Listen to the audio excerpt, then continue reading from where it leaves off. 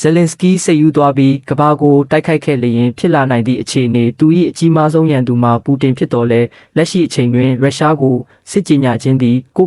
တပ်တည်ခြင်းနှင့်အတူတူပင်ဖြစ်လိမ့်မည်ထို့ကြောင့်ယူကရိန်းသည်ငင်း၏ပြစ်မှတ်ကိုရိုမေးနီးယားနှင့်မော်ဒိုဗာနိုင်ငံများစီသို့ပြောင်းလဲလိုက်သည်ထိုနိုင်ငံနှစ်ခု၏တပ်မတော်များသည် Zelensky ၏ခြောက်ခြားဖွယ်တိုက်ခိုက်မှုကိုခံမြဲခံနိုင်စွမ်းမရှိဘဲအမြန်အပြင်းကျရှုံးသွားကြမည်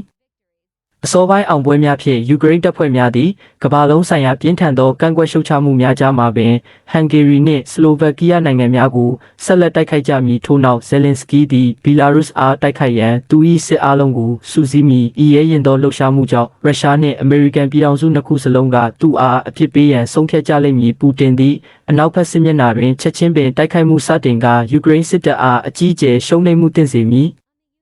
ထိုအချိန်တွင်စန့်ကျင်ဘက်အခြမ်းတွင်အမေရိကန်ပြည်ထောင်စုသည်နေတိုးတပ်ဖွဲ့များနှင့်အတူသိမ်းပိုက်ခံထားရသောနိုင်ငံများကိုလွတ်မြောက်အောင်လုပ်ရန်အလျင်အမြန်ဝင်ရောက်လာပြီးယူကရိန်းတွင်သို့ချီတက်ဝင်ရောက်လိမ့်မည်အဆုံးစွန်တွင် Zelensky ၏ကြီးမားလာသောတွက်ချက်မှုမှားယွင်းမှုကြောင့်ကြီးလေးသည့်ဈေးနှုန်းကိုပေးဆက်ရလိမ့်မည်ယူကရိန်းနိုင်ငံသည်နှစ်ပိုင်းကွဲသွားကတစ်ပိုင်းကိုရုရှားကအခြားတစ်ပိုင်းကိုအမေရိကန်ပြည်ထောင်စုကထိန်းချုပ်သွားလိမ့်မည်